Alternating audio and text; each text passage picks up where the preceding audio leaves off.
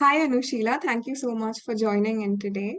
We're really excited to have you and happy that you agreed to take this conversation forward. So, before we start, I'll quickly introduce you to the community. Anusheela here is currently working as a senior program manager at the MESA School of Business. And before that, she has also explored the governance consulting space with Samagra. And before all of that, obviously, she was a UPSC aspirant, and that's why we are here, right? To understand more of that part of her journey. So, thank you for being here. Yeah, so if it works, we'll start at the beginning. So, I think you completed your bachelor's in psychology, right? Then, what happened, and how did you decide that this is something that you want to explore?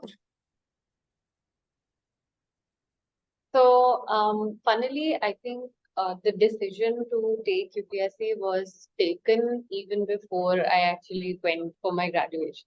So, right from my school days, I think around 10th, 11th grade is where I had already started thinking about all these, questions of what career should be. And I had been telling the adults around me that I want to do something in social impact. And because uh, the thing in all Indian adults' mind is that impact means that you have to do UPSC. Yes. And I was decently nerdy. So I was quite good academically. So they were like, why don't you give the UPSC only? And the more I read about it, I also kind of got allured by the glamour of it, so to say. I thought, oh wow, this is a good, respectful job, and exam dena hai, exam to de sakte hain. So I made that decision actually in 12th only. Okay. And the reason I wanted to do psychology honors was because I knew I'm really good Okay. at psychology as a subject, and therefore it would become my optional. Right. So I thought, agar optional psychology jayega and I'll study it in my College. graduation, it'll make it all the more easier. That was the reason actually.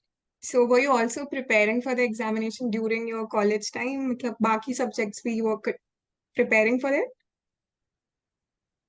Yeah, so I actually started preparing for it in my third year, I believe. Yeah. So third year is when I joined a coaching center, a big famous coaching center, and I used to take the weekend classes 8 hours. So it used to be a pretty packed schedule, but that was the plan from the get-go. So that's why in the third year, I didn't really think through or even look at or even listen to any of the placement opportunities or Yeah. placement, season that was going on. I had no idea. I was just You were completely sure immersed that in this studying. is it. Yeah. Yeah, yeah. Right. I Oh, was sure. And moreover, I think to a certain extent, I was also so, I don't know, hell bent on it that I did not really let myself think of other opportunities while I was in college, which retrospectively I think was a mistake on my part. right. Right. Okay. So then once you were done with your college, you decided to give the attempt and then also focus on like completely focus on this, or you were also looking at other things? Hmm, hmm. So essentially, like I said, the third year is when I started preparing for UPSC. I took coaching and everything. So the coaching thing went on for a year. 2019 is when I was supposed to graduate. I graduated and then I knew I had to take a gap year. Right. Because generally that is the way to go. And I somehow felt like 1 year is not that long and I can keep 1 year just to study. So I actually did that. 2019 to 2020 was supposed to be my gap year. And I prepared quite rigorously throughout that entire year. I still used to go to the coaching classes sometimes, did the tests, prelims, everything. And by March 2020, I think I was pretty set. Like Hmm. feeling very confident. March Okay. 2020 is when I was supposed to give my exam prelims, and Hmm. March 2020 is when COVID happened. So Yes. the attempt got delayed for all of us, and that's when I think it was a real big shocker to me personally because I was so looking forward to this one moment since almost 2 years of preparation. That I had revised so many times. I had studied so many times. To a certain extent, I was also exhausted and burnt out if I think about it. Right. And so when that lockdown actually happened, and anyway, there was so much panic and chaos and everything going on. The extra time that I had, because I didn't have to study as much anymore, I started looking out for other opportunities, for other things to do, etc., etc. Because that thought kept coming back in my head, ki, oh, I don't know when my exam is going to happen now, right? When is this COVID thing going to go? What is going to happen? And the second reason actually what also happened was that financially I started feeling the pressure of, a little bit of a internal pressure that, I should be supporting them now. And so for that reason, I started looking out. I started searching on LinkedIn. I came across different opportunities that were available in working with the government. And because UPSC, the thing that used to excite me about UPSC was working with the government. Working with the government is what I used to kind of search for. So there were a lot of opportunities across the spectrum that, I would come across.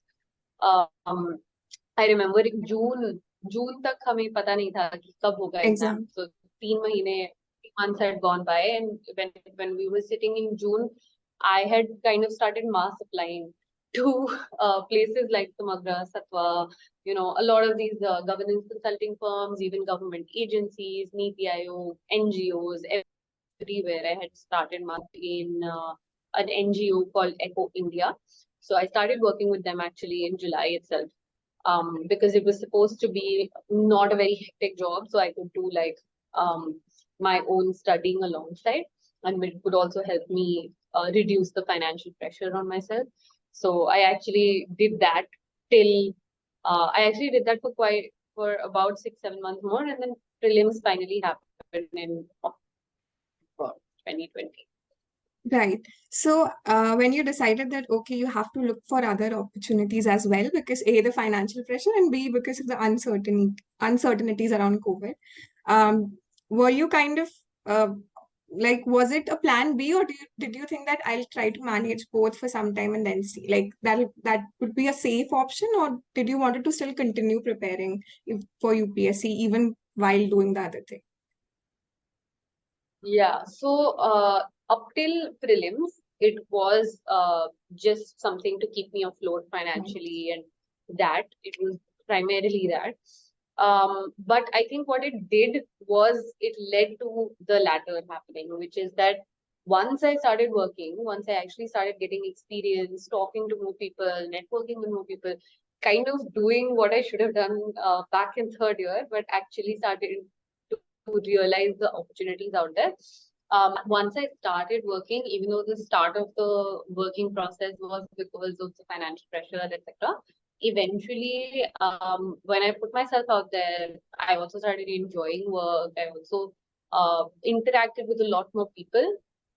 I think it's actually not bad to do a job and be able to fulfill the same kind of innate desire that I have for social impact, just not via UPSC. It also started bothering me a lot about how these are my prime years, and there's so many opportunities, the opportunity cost was so high. And so even at the time when I was thinking about preparing, I had made that promise to myself that I'm not going to go beyond one attempt, Right. right? I knew I will give my all in that one attempt, which I think I did.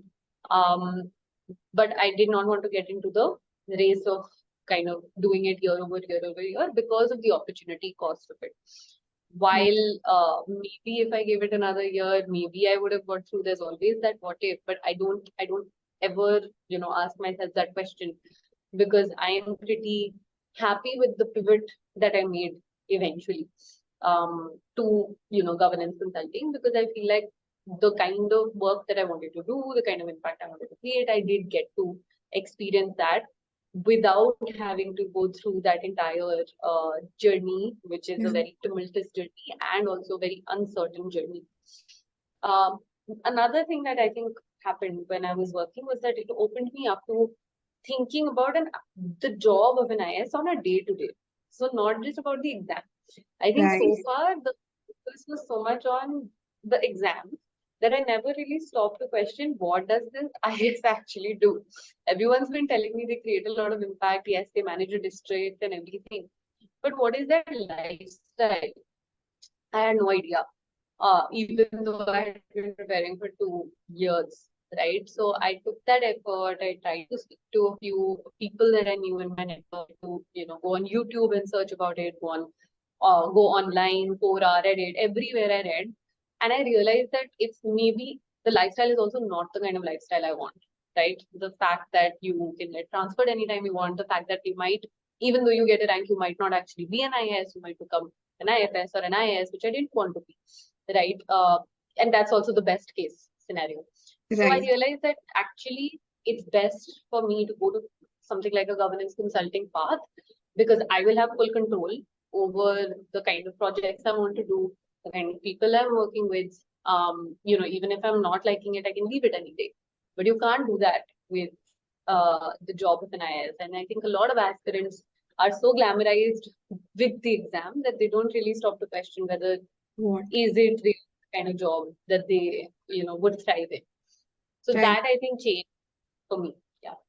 Yeah, so I think what's interesting is that you had already decided that I'll give this exam one attempt because a lot of times we don't have that number in mind कि कब रुकना है, right? We just get into that preparation and then एक बार घुस गए 2 साल लगा दिए, then it's very difficult to stop that because you are Yeah. always hopeful कि maybe next attempt. So probably having that Yeah. number in mind also helped you to then explore other paths, right? Yeah, that's also sunk cost bias, right? Typical psychology that you read about humans is that the more years you put in, the more years you're likely to put in even more. Is it like, oh, 2 साल कर लिया है, अब तो निकालना हाँ, ही पड़ेगा. There's even pressure from family and society and everything. Not right. so much in just Yeah, and also after that point, you don't really know what else to do, right? Your whole life becomes this, and you're like, I don't know if there's anything outside of this also. So there's, it's also much harder to pivot. The more numbers of gap you have, irrespective of what people say, yes, it is possible to pivot after the gap, but it is extremely hard. The num and it's increasingly hard with the number of years increasing. right. So you said that you decided that there were other opportunities to get into this similar space, but how did you reach at those opportunities? How did you know that, okay, there are organizations like Satva, Samagra, etc.? What was that research process like? Did you always knew about them, or again, it took some time to understand the space? So honestly, it was kind of being in like a maze and finding your way through. It was there was no one I think thing that I did just se pata chal gaya. It was a lot of just exploration. So Right. one was I spent a lot of time on LinkedIn connecting with a lot of different people, right, from the larger impact industry. So that's when I came across these names, which was Samagra, Satva, etc., etc. Right? Spoke to a few of them, connected with a few of them, got to know what they really do. Thankfully, a few of them were either from my college or they were friends of friends. So thankfully, I was able to kind of have those conversations with them. Right. The second thing I did was actually join. I was a part of Global Governance Initiative as well, which at that time it was structured slightly differently at that time. But at that time, I attended the policy consulting masterclass. Hmm. So the policy consulting masterclass also opened up a lot of these names for me because they were obviously Right. explaining to us what are the job opportunities that we can do within the sector and so on. So that was actually very helpful. And through that, I eventually became a fellow, got the opportunity to become a GGI fellow, as part of which you do get access to a lot of other buddies who are trying to kind of break into the same path. So I had a group of 4 or 5 other people Hmm. in places similar to me who wanted to pivot to governance consulting slash development slash social impact kind of roles.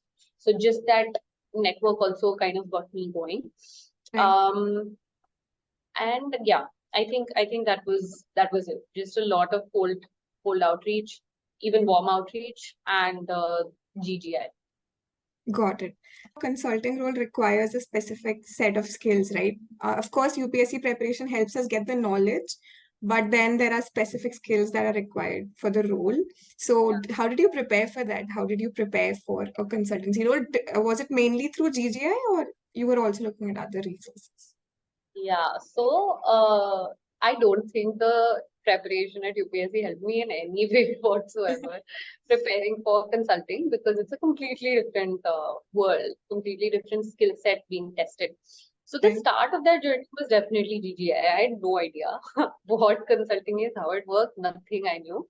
So the consulting masterclass, it was just a 1 day masterclass, but it did open me up to like, okay, what is the basic structure of how do you do it?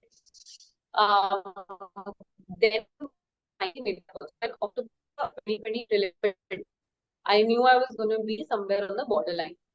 Then I had to make a decision कि mains के लिए पढ़ना है till the result comes, or should I start preparing for governance consulting? And because by that time I was inching towards governance consulting, I decided कि okay, these I think 20-30 days yeah, 20-30 days till the prelims result came out. Before that only I started preparing in October. And the preparation process was a lot of self-learning in the sense of going on YouTube, reading the right kind of books, case interviews. Cracked, for example, is a book I read thoroughly. Victor Cheng has a lot of good videos on his YouTube channel. Very, very helpful. So I actually first started understanding management consulting, interviews kaise crack karte hain. Because governance consulting really doesn't have resources per se, Yeah. go-to resources. So I started understanding management consulting. I had that group, the 4-5 people ka study group from GGI. So we would practice regularly. And eventually I started to practice development specific cases, which was honestly a little bit complicated as a process, because what I had to do was really scramble for resources. So I came across a few case studies on Britspan, a few case studies on Dalberg websites, but for specifically preparing for something like a Samagra, I extensively had to kind of go through their website, their YouTube and everything, and understand how is it that they create frameworks for everything that they do. At this point, I didn't even have like any interview or anything like that. I was just preparing because I knew ki ye karna hai. So I didn't really know whether I would ever get an interview also. Because like I said, when I was mass applying in June, I had not gotten any response from anywhere. From all the companies that I had mass applied to, except for the company Echo India that I finally made it to. So thankfully, what happened was in December that they opened up referral-based applications, and I happened to know someone in Samagra, and that's when the process actually started for me in, I think, January. So by that time when the process started, I kind of was already confident, okay, I can do this. But it took me a good 2-3 months to be able to get to that level. So, for somebody who's starting from scratch and trying to get into the space, what would you say kitna time lagega to just understand everything and understand, say, go through these case studies and these resources? So it really depends on where you are at as an individual. So there are, I think, 2 or rather 3 key skill sets that they test for. Right? The first, structured problem solving, which is the ability to structurally break down any problem that you are being given, the ability to create issue trees essentially. Second is structured communication, whether you're able to communicate that properly. And the third is actually the more mathematical aptitude side of things, which is, guesstimation and so on. So these are the 3 skill sets only that I think majorly will make or break the deal for you in the interview. If you feel, I felt like my communication was okay, I didn't have to work too much on that. Problem solving was, once I got how to do it, it took a little bit of practice. So it took me about 1.5, 2 months of just being kind of doing cases. And when I say doing cases, it was doing 3-4 cases every weekend with my peers, with the buddy group that I had, even with like random friends. If they're free, I would just tell them, interview me. I knew a few people who were consulting in other consulting firms. So I would tell them, okay, you interview me and then you give me feedback. And then incorporating that feedback over and over. So about 1.5, 2 months every weekend doing that, 3 to 4 cases. So nearly about 15-20 cases practice. For me, it took. And guesstimates actually took me more practice because I was someone who didn't come with very strong mathematical confidence or aptitude, right? So that took me, I think, about 2.5 months to be able to really understand, because I had to actually go back to basics and really understand, okay, how is it that estimation is done? There's also a lot of mental math involved. So brushing up my mental math skills. So that was a slightly longer journey. But Right. I think it really depends on where you are at as an individual. I think thankfully for me, communication was not an issue. But if it is an issue, it might take you more time. If you're good with guesstimates, it might take you lesser time, right? So I think it varies for everyone that way. So if somebody is actually interested, they can work these things out during the preparation, right? Thoda time nikal ke. These are things that you can simultaneously do and eventually prepare for that plan B, right? Yeah. Yeah. Yeah. So it's actually not it's so this is 1.5 months over a long period of time, not like I'm studying every day or anything Right. like that. I'm just pieces and this, that, watching some videos. So it's not actually that intensive, but it does require you to understand the process. So it can definitely be done alongside. Understood. Right. So you said that then eventually in January you were able to get a vacancy in one of these firms and then you applied for it. How was that process like? Because you had prepared enough, did you feel that it was easier to deal with it? And then also, how did you deal with the gap year question? Yeah. Yeah, so that was a big one. I think I had a lot of anxiety and a lot of sleepless nights over how I'm going to justify it. Because as a kid, I had zero work experience before. Like I just took a gap year right after LSR, so it's not like I could say I've done this, that. And I used to really worry about what am I going to say once they ask me, even if I do get selected.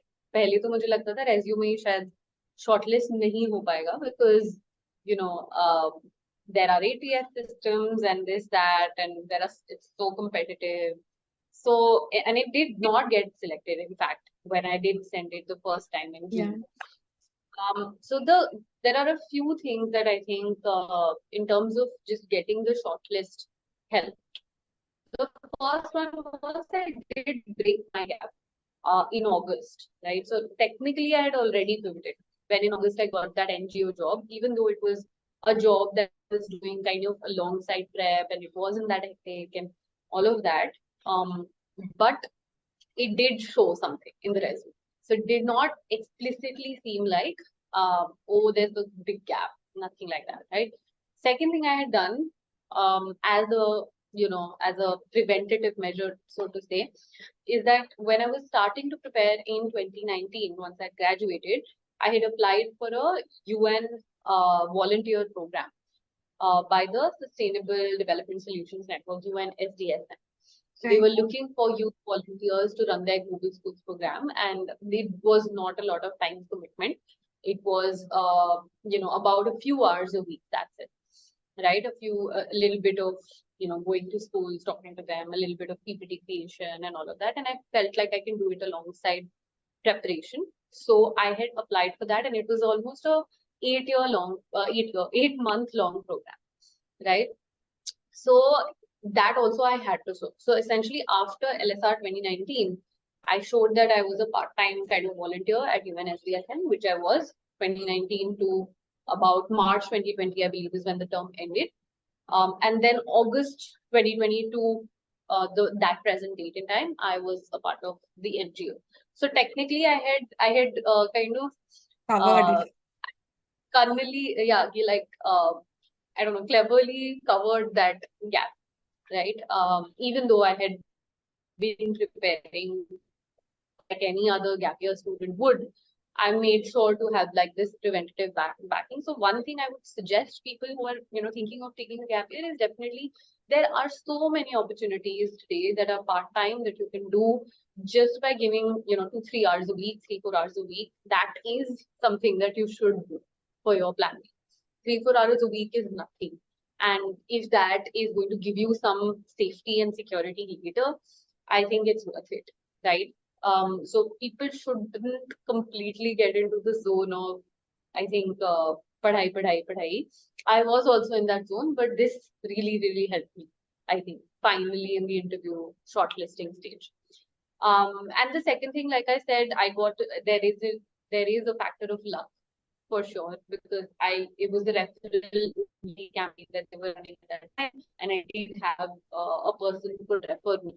So that also really helped, because the person who was referring me, I could tell her my story.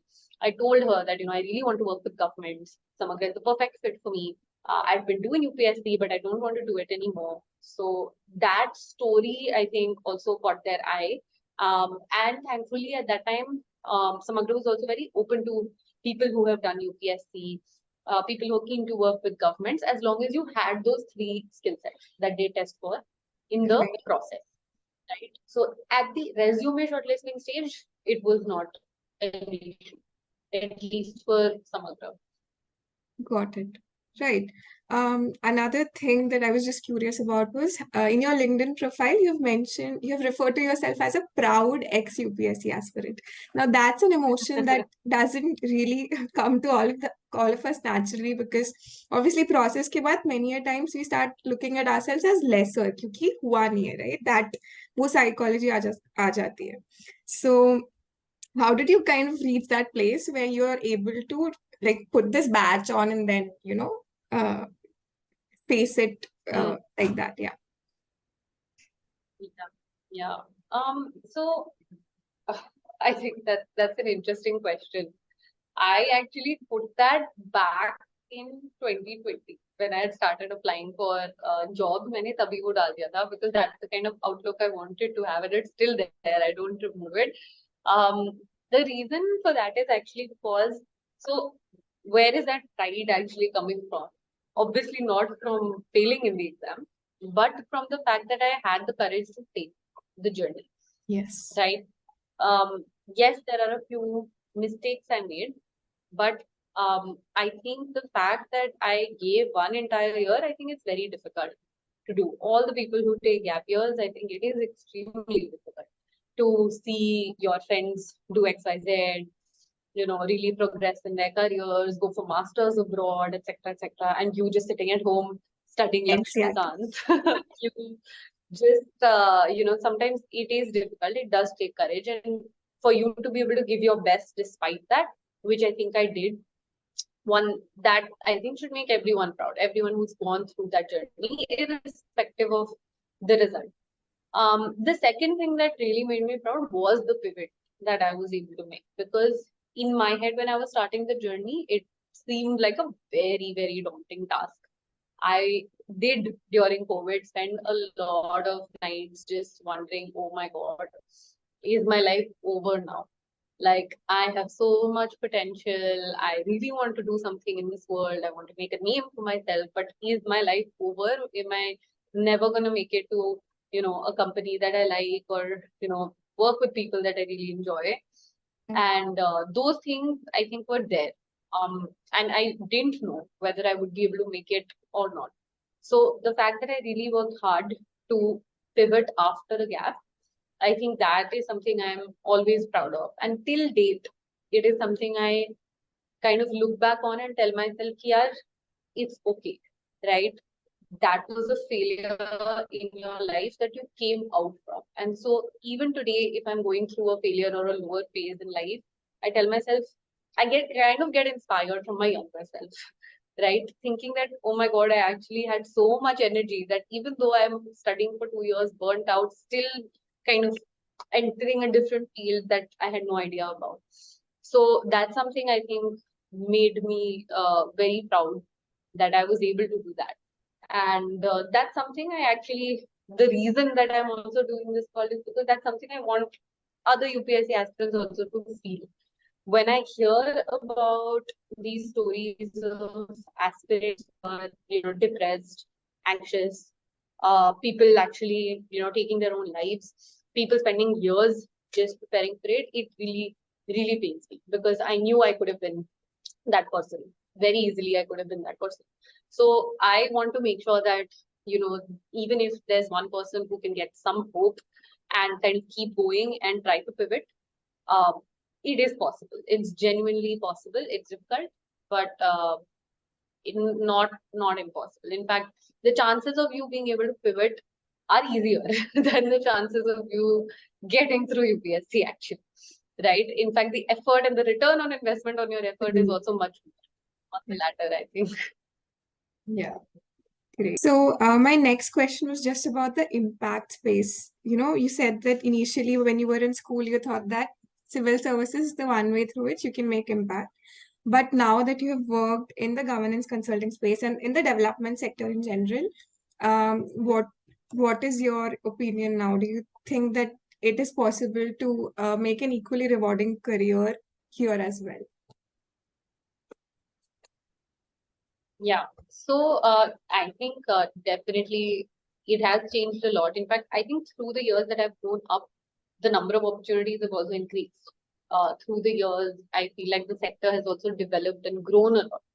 So if I think about all the opportunities out there, I think generally there is like an entire spectrum, right? There is one end of non-profits, which are basically right on the ground, on the field, working with people in the grassroots.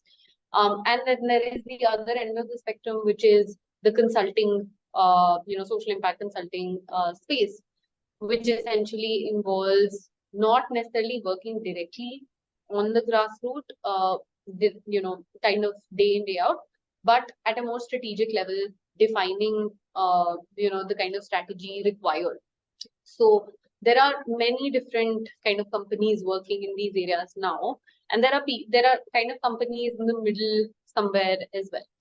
Right. So there's NGOs, there's consulting firms like Samagra, etc. Samagra was kind of in the middle, I would say, because at Samagra, it wasn't just that we would just do strategy. We would, yes, design a certain framework, but we would also actively implement it with the government hand in hand. So it did involve your connection with the grassroots and all of that as well. So it was kind of a middle within that spectrum. Whereas, some other firms, which are core social impact consulting firms, not necessarily governance consulting firms, might actually be just doing strategic work. Yeah. So, so essentially various different opportunities available within the social sector itself. There are a lot of, I think, mission-driven startups also that are coming about now. And these mission-driven startups have more narrow focus on specific social problems that they've chosen to solve, but with an entrepreneurship or a for-profit angle, right? So, for example, there is Leap.club, which is like a startup which is trying to build a community for women, right?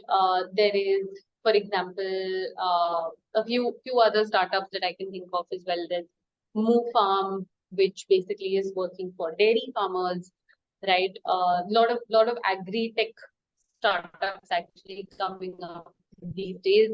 There is a startup, the name of which I'm forgetting, but they're basically working on reducing the diabetes incidence within the elderly, right? So there are different kinds of, I think, startups also coming about. And if you research a lot, you will come across startups with a cause essentially as well, right? But one thing I think which really helped me, and it was a very organic process of how this happened, was kind of really broadening my mind about the definition of impact in the first place. Impact is not just kind of doing social service.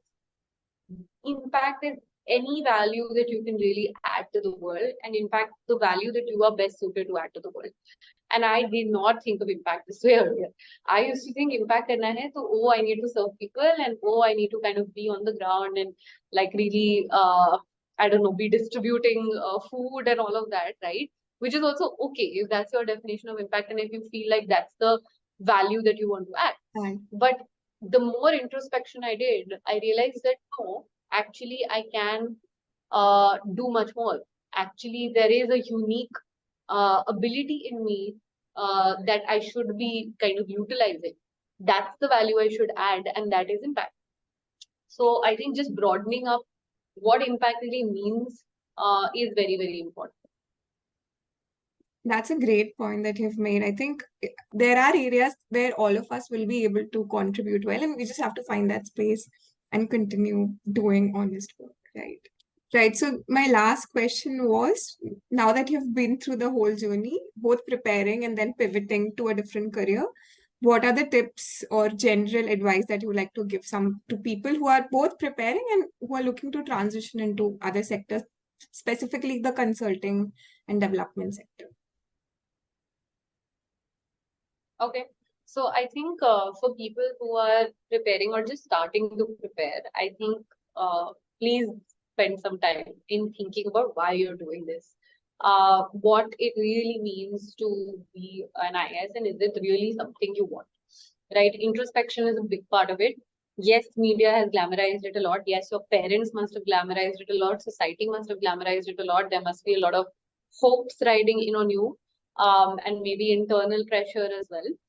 But if it is not the right fit for the kind of life you want, if you can't visualize yourself kind of doing that work day in, day out, it's probably not the best use of your, young years of your 20s to just be studying, right? So just to capture it authentically, for example, when I started doing this research, I realized, and having now worked with governments, a large part of what IS, as an IS you have to do is actually a lot of firefighting, a lot of administrative work, a lot of file work, right? And people don't realize that. People only see the glamorous part of, which is probably 10-15% of the job, the actual job. So really know what you're putting in so much effort for from the nitty-gritty of it, right? That's number one. Second, if you still do decide to go ahead, then make sure that you're doing some preventative measure, right? Just in case you have to fall back on a plan B, have a plan B, right? That could mean different things for different people. For me, it meant simply volunteering with an organization and later like getting an NGO role because I knew I wanted to do impact. But maybe you're an engineer and maybe maybe your plan B is doing something in engineering or data analysis or whatever. Maybe do a boot camp or a workshop, like take some course, right? Do something that you can show on your resume, especially if you're a fresher, because your resume cannot be completely empty. You have to put in the extra effort of maybe every week putting in 3-4 hours for your plan B, and that is completely worth it, right? So that's, I think, for people who are currently preparing or just starting to prepare. Second, for people who have made that decision that they want to pivot to something like an impact consulting or governance consulting, I think firstly just know it's actually not that difficult. You can do it, especially if you have kind of done the earlier steps of keeping your resume on point and kind of getting necessary experience here and there, maybe interning. And one thing to keep in mind is it's not going to be like a straightforward path. Ki, Acha, today I decided and 3 months later I got in. It wasn't like that for me also. You might have to work at XYZ company where you don't really want to be, but it is a stepping stone and it is something you have to do. I was at an NGO where I it wasn't really the kind of work I wanted to do, but I did it because I knew it would at least get me that experience. So get experience is the crux of it actually. Get any experience that you feel is relevant for you. Second, you put in a lot of effort in preparation. And when you're preparing, choose the right kind of resources. That's enough. You don't have to kind of boil the ocean essentially. Two resources that I used was Case Interviews Cracked. It's a book and it's very good. And there is Victor Chen. Victor Chen has a book as well, and he has some YouTube videos. I went for the YouTube videos. Third thing I did was really practice these learnings with friends, with buddies, with other people who are interviewing, and really take feedback from them and try to incorporate it within yourselves. And do this kind of consistently on a week-on-week basis. They'll definitely see a significant improvement. It's because it's genuinely not that unachievable to get there. Third and last thing, which I would also say, is network, right? I think you need to be able to know people in different sectors to be able to say, "Acha, mujhe ye karna hai," right? It is important to reach out to people, cold reach out, warm reach out, try to get to know what are the opportunities out there. Because as a UPSC aspirant, it's very likely that you're probably huddled up in your room with 1,000 books. You haven't really interacted with the job market in the real world and how it operates. So you need to talk to people in all different industries and sectors and kind of get a hang of what's really happening. So I think these three things are helpful. And last is just, I think, not specific to any whether you're pivoting, whether you're preparing, it's just to kind of have that faith and confidence in yourself. Like I said, have that aim of being a proud ex-UPSC aspirant if you ever have to. It's okay, right? You will take pride in that journey and be okay with the failure that might happen. Thank you so much for those. I think they were very practical tips and something that everybody can implement. And yeah, the being a proud ex-UPSC aspirant part is something that's definitely a takeaway this conversation. So thank you so much, Anusheela, for giving us your time and for doing this and sharing your experiences honestly. I'm sure that all of us gained quite a few insights into the space and really actually looking forward to what you're going to do next, even with the entrepreneurship school, right? So yeah, good luck for that. And yeah, thank you. Thank you. Thank you. Thank you so much for having me on board.